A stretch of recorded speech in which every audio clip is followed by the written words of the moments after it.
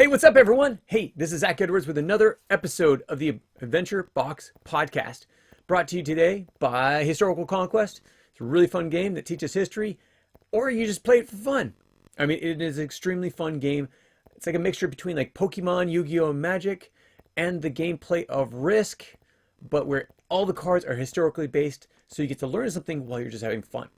Okay, so now let's get into it. Today we're going to be talking about something very important. This is the one of the biggest moments in all of ancient Greece. And this is Alexander, Mr. Alexander the Great. But before he was Alexander the Great, there's a lot more to it. So let's get into all of this. So today we're going to be talking about, we're going to go over everything we're going to talk about. One of the most electrifying, we'll say, and influential figures in all of history, Alexander the Great, and the world that rose in the shadows of his conquests. So it's not all great things with him. There are things, well, of course, he did conquer other people's lands, so there's a lot of bad things about him as well, if you look at that point. But the great part, there are a lot of great things that came from him, but when he left, what was left in its place? So we're going to be talking about Alexander the Great's life and his rise, but also we'll be talking about the Hellenistic kingdom and culture that came up behind him, because when he left, things happened. So let's get into it a little bit. Let's go back and let's see. It's 2025 right now, and it's about 356. It's almost 2,500 years, 2,400 years back in time. So at this point, we're going to learn about before we get into Alexander the Great, let's go a little bit further back into his predecessors. What happened that brought him into power? So he was born in 356 BC. Alexander was the son of King Philip II of Macedon, which actually, I got a map. I want to show you this. So Macedonia is right here right now. That is not where it was. It was actually, Macedon was in this area though, in the upper Greek area. Now it was a stretch of area, and actually I was rebuked on this on YouTube. That's right, I did not actually point out the right Macedon, because Macedonia is not exactly Macedon. So give me 1 second. I'm going to bring up a map so you can actually see what Macedon encompassed. We always want to make sure that we are 100% accurate as much as possible, because as you know, with history, nothing is actually 100% perfect, because we weren't there at that time. So we do the best that we can. So Macedonia, the kingdom of Macedonia, or Macedon, depending on who you talk to, was actually built up of these 4 different provinces. So Macedonia was this part before 359 BC. Then under King Philip, it expanded into Thrace, Paeonia, and also Thessaly. So Thessaly, Macedonia, Paeonia, and Thrace all became basically one kingdom of Macedonia. Now, as you remember, you just saw the picture. Here's the map. Macedonia, North Macedonia, because the rest of it is actually part of Greece itself. This is its own country right there, as of right now. Okay, going back to the images. So what happened? So he was born to King Philip II and also Queen Olympias. For a young age, he was groomed basically to be great, to his greatness, royalty. He had his famous tutors. Who was this famous tutor? Do you remember? We talked about it I think it was last week. Aristotle, one of the greatest philosophers in history.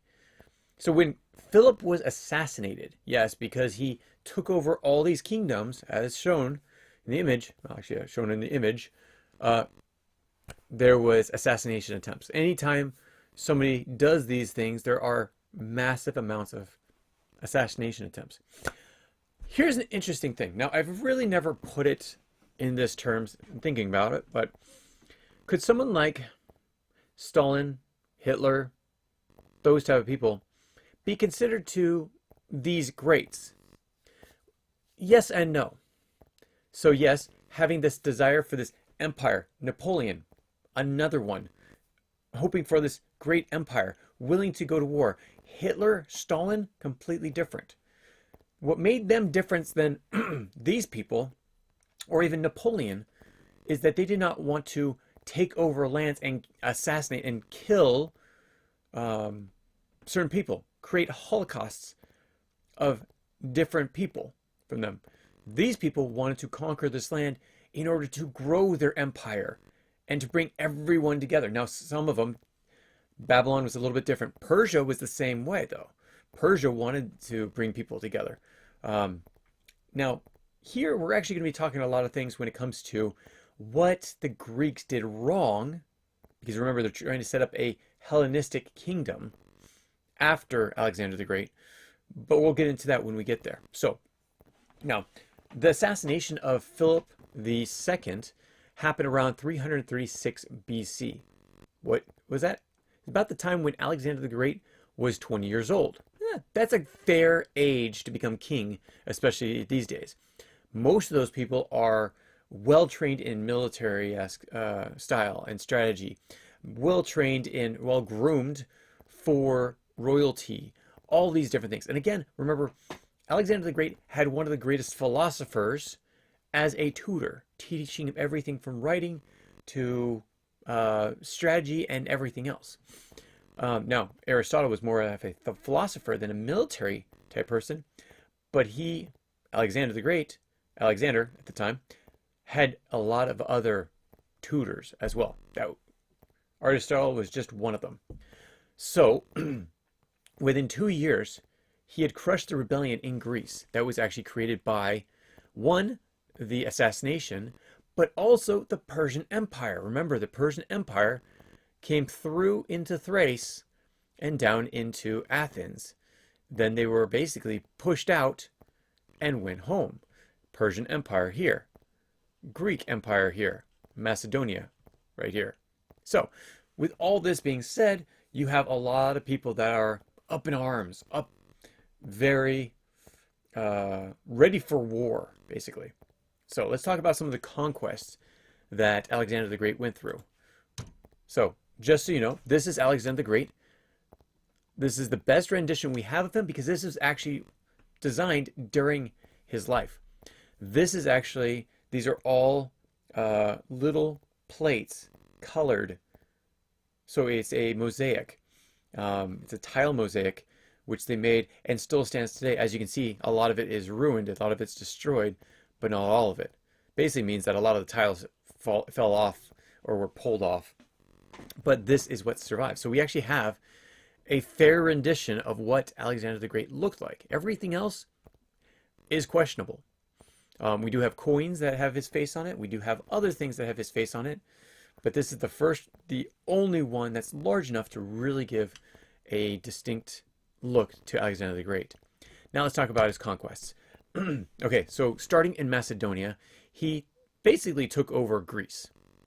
From Macedonia, spread into Athens, and so forth. Now, with Aristotle as his tutor, he got a lot of support. Then he came over to Troy, over into Asia Minor. Now, we're going to go through his whole trail. He goes down into Egypt, conquers Egypt, Alexandria. He actually stays there for a little bit. He actually becomes noted as a pharaoh. No, the Egyptians, the two things about Egypt. Actually, before we get there, let's go over here near Tyre. Tyre, actually, also, they took over Jerusalem as well. This is where they were able to take over, and they installed their polytheistic ideals. And so their polytheistic religion was forced upon the Israelites, and they didn't like that. They believed in monotheism. But when it came down to Egypt, this was a polytheistic, which means many gods, society. And so by doing that, they actually liked him being there. And as you know, Alexander the Great was coming after Darius III. Darius III had actually fought over here in Granicus, the Battle of Granicus, and ran away. He then came to Isis, where he's defeated again. and his family was captured. So Darius, the leader of the Persian Empire, was being trailed by Alexander the Great.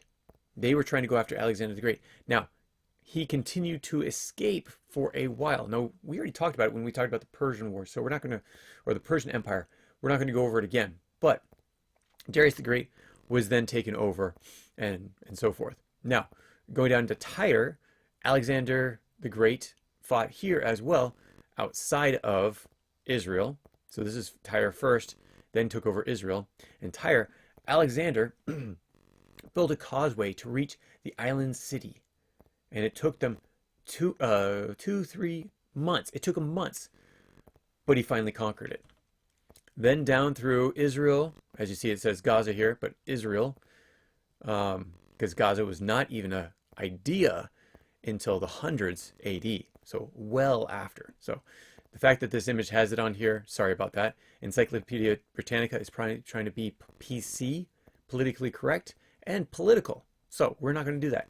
Jerusalem, Gaza, which would become Gaza, not before, comes down into Egypt. Now again, he was seen as a liberator when he came to Egypt because the Egyptians did not like the Persians, kicked them out. He came in, he kicked the Persians out. Now, the Persians, as you remember, was a monotheistic religion. And so they actually established a lot of things in Egypt that were monotheistic. Now, most Egyptians were polytheistic.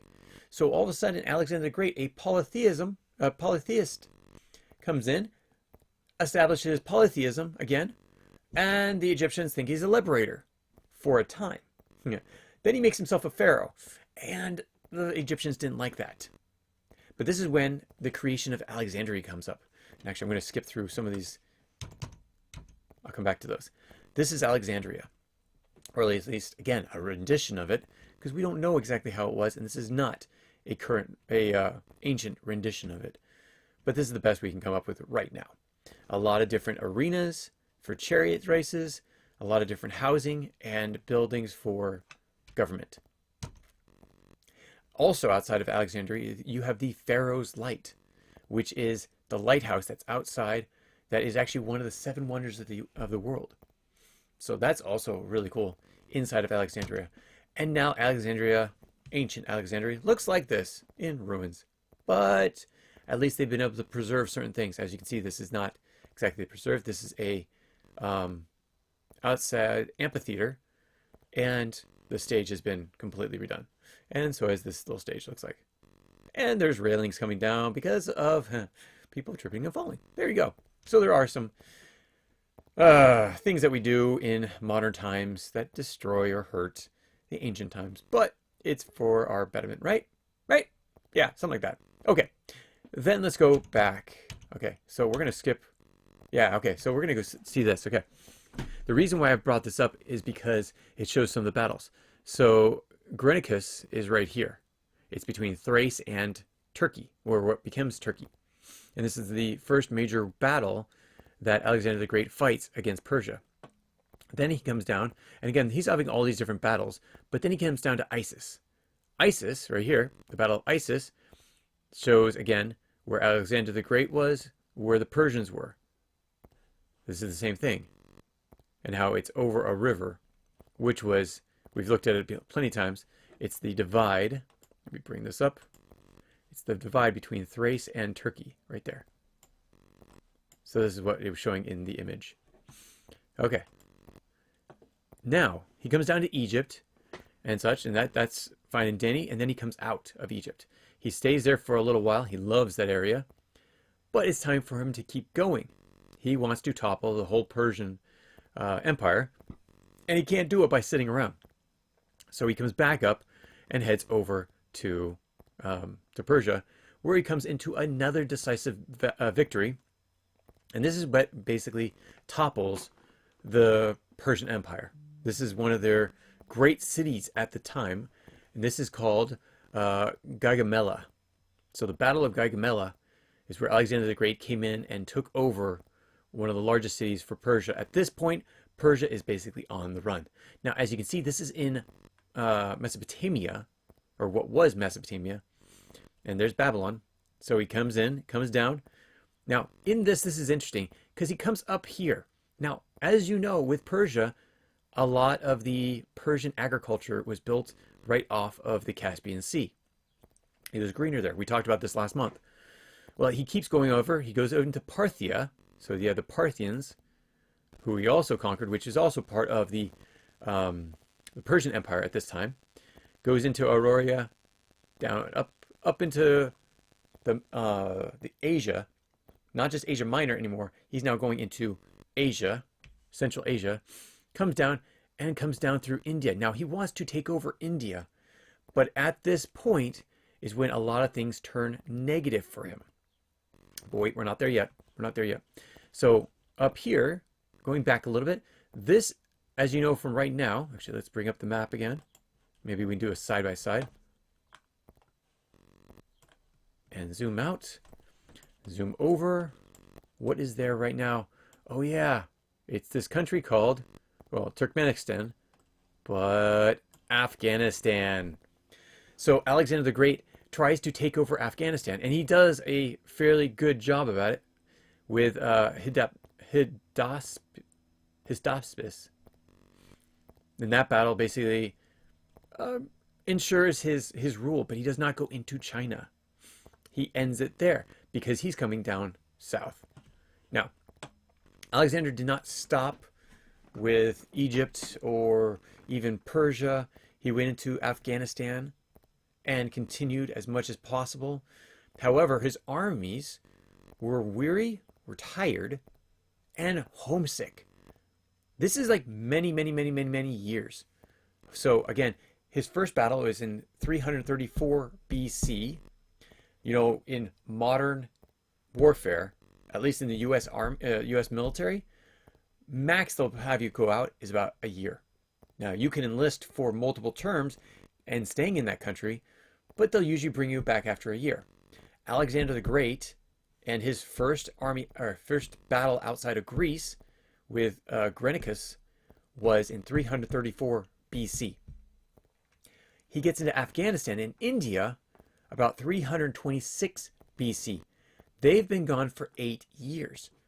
A lot of those military, a lot of those soldiers, they have families. Not all, but a lot of them have families. Even at a young age, they had families. But Alexander the Great wanted to go further, and they did not. So Alexander the Great reluctantly turned back. He headed back to Babylon. Now, this is very significant. He heads back to Babylon. He comes down into India. And as he's coming down, they get here, and it's like, okay, we are going home. So he finds the coast, and he starts making his way back into Babylonia. So Babylon, or Babylonia, the city, was a significant place. Why? In 323 BC, Alexander the Great was only 32 years old. Alexander died suddenly, possibly from fever. Some would say malaria, but others would say from poison. The men did not want to be there, and whether it was the leaders or the men, maybe it was the leaders of the men who basically said, we're not turning back. We want all of this. Now, Alexander the Great might be going back, but we're not going to allow him. And so they poison him. Now, that's not confirmed. They do not know. We do not have a body that can actually tell us exactly what had happened. So he left behind, basically at 32 years old, no clear heir. No one had claim to his throne. So his death set the stage for chaos, absolute chaos, not through Greece because they hadn't been there for a while, but through his army. His armies were like 100,000 people because every time they went to a new city, they enlisted more people from those cities, from those countries. So he was growing his army as he was moving forward. Now there's total chaos because this army has no idea exactly how to distinguish themselves. They have no idea how to break up the command. Well, actually, sorry, I went a little bit further. They have no idea of what to do when it comes to leadership, because there is no leadership. After Alexander's death, his generals, especially, well, his generals are known as the Diadochi, or it's translated successors, divided the empire among themselves, took them apart. So they took the empire, as you see it here. Actually, I got a better picture. Picture here, and they broke it into provinces. This is the Persian Empire, all based on different provinces.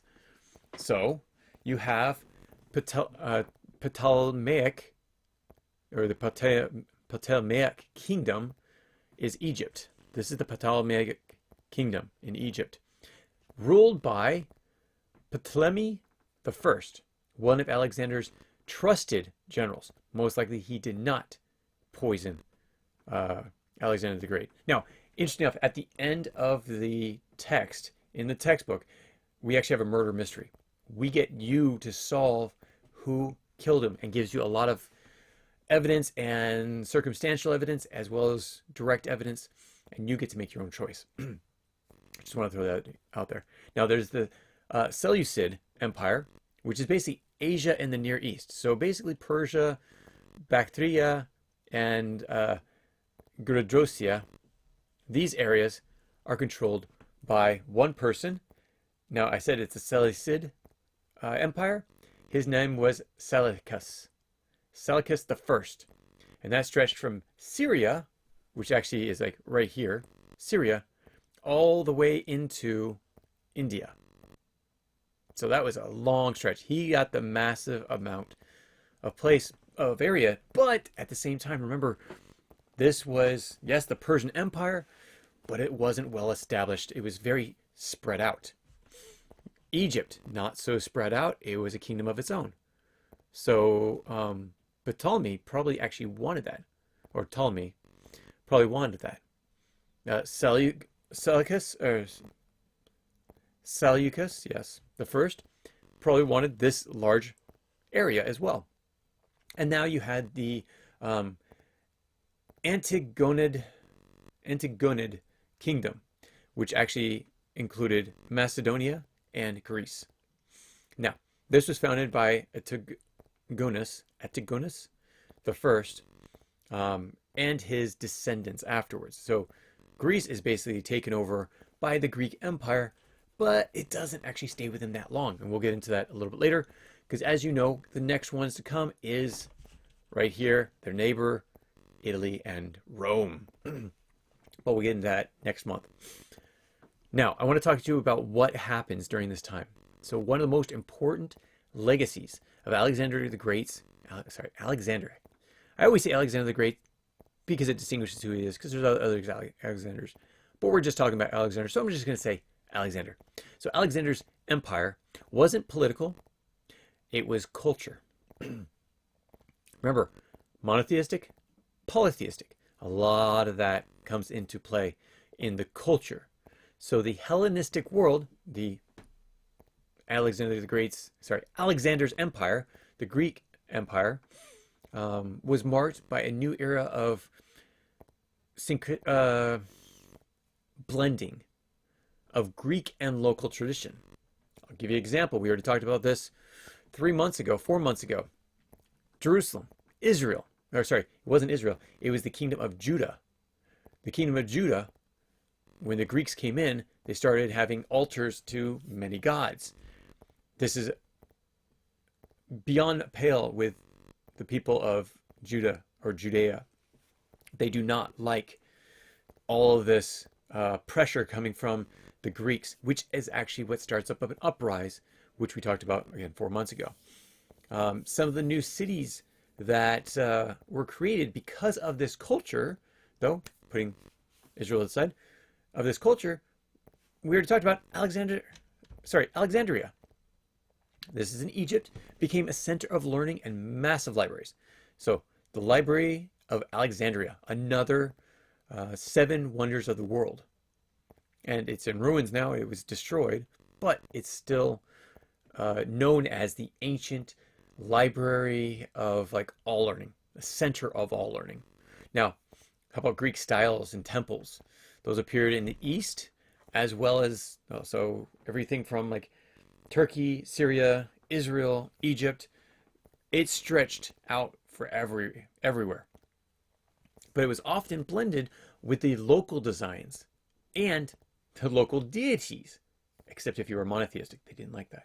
Persia, they didn't like Zoroastrianism, so they changed it, or they blended it, as they say. Blended it. Yes, that's exactly what they did. They blended it, which is actually why in, say, like Egypt, you'll actually see a mixture of Greek gods and also Egyptian gods.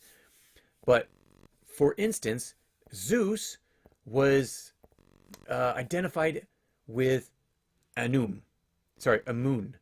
Now, Amun, as you know, was their main deity in Israel. And then, as we already talked about, that was their main deity, and they had other deities around that.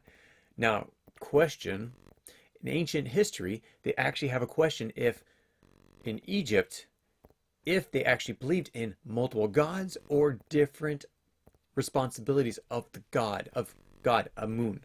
He was the head god, but he was also could be known as the main god or the main body of God. So Alexander the Great basically made himself a pharaoh, which means that he was in Egyptian minds divine. So there's a lot of things that come up with this, and there's a lot of like mysteries of where the influence of Greek culture and other places, Iran, Persia, Babylon, Egypt, Jerusalem, all these different places where they still hold place. Though places like the Kingdom of Judah basically pushed out all of that as soon as they could, and then the Romans basically came back in with power. Yes, through the first triumvirate, which we'll actually talk about later on, and then brought it back with Herod in the second triumvirate. Okay, let's talk about the science and learning. This is my favorite part because I love science and learning and the history of it. The Library of Alexandria became a great research center. This is where people came together, great thinkers, including, you know, a lot of these, Ulysses, who was the father of geometry, Archimedes, physics, and also Eratosthenes, where basically geography. So not geometry, geography. Also, how about Hierapilos? There you go. Medical knowledge. Those all came from the Greek influence in Egypt. So a lot of the Egyptian lifestyle changed. In a Hellenistic world, identity became more flexible. A person in Egypt might speak Greek, followed by local customs, and worship both Zeus and Isis, being Greek gods.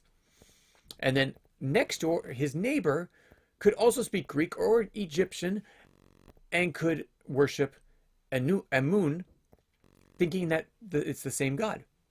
So it's very interesting how these all blended together. And we're going to be talking about this a lot more on Wednesday. So stay tuned for that. Greek became the common language all throughout this area. So anywhere that, let me see, I just want to make sure. Oh, and this is a really cool, this is actually the sunken portions of Alexandria. There's actually a lot of ruins down in the depths of the water around Alexandria. As you can see, it's not surrounded, but it has water on a lot of sides. Okay, so in this area, the common language became Greek. So they were actually speaking Greek in Asia for a time and Persia for a time until that all changed. But we're going to be talking about that next week. On Wednesday, we're going to be talking about everything Greek culture during this time, the Hellenistic culture. I didn't want to hit too much because I want to hit a lot of that in the next video. But let's sum this all up. we're getting to our time. So Alexander the Great set out to conquer the world. But what he did was even more lasting. He connected worlds, Persia, Babylon, all these places that were so spread out and controlled by so many different people. And he was able to, though his empire and his life was short-lived, because again, his empire then started to be separated, divided between all these other people. It was the Hellenistic culture that came into place afterwards. So his conquest spread Greek language, thought, and architecture across 3 continents. Again, from Europe, Africa, Middle East, and Asia. Middle East is not considered a continent. It's more part of Asia. So 3 continents. His successors, though, created a new Hellenistic kingdom, a joint kingdom, common culture, but under different rule, which is part of their downfall. Now, this also includes stuff. Anyways, I'll keep going. And this culture basically fused. This fusion laid the groundwork for future empires, from Rome to the Byzantines to the Islamic State. Wait a second. The Islamic State? The Islamic State came in after Rome, and the Byzantines kicked the Byzantines out of like Egypt and most of this empire back into Thrace and Macedonia. So that'll come up later on.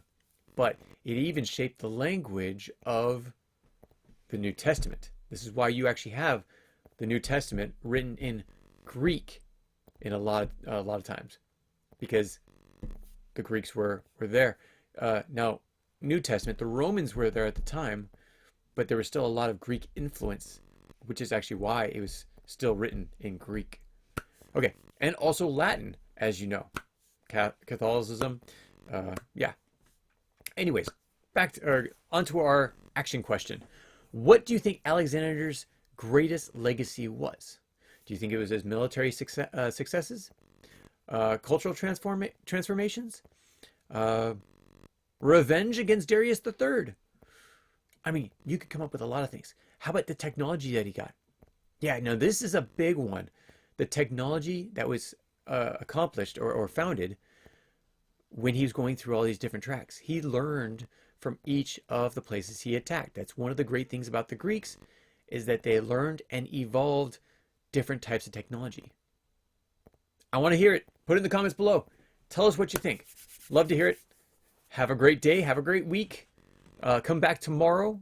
No, sorry. I was saying Mondays and Wednesdays. My mind was set on American history. Sorry. Ancient history is Tuesdays and Thursdays. This is Thursday. We'll see you on Monday with more from ancient America or early American history. Wow. Definitely the end of this podcast. Thanks so much for joining us. We'll catch you next time. Take care. Bye. If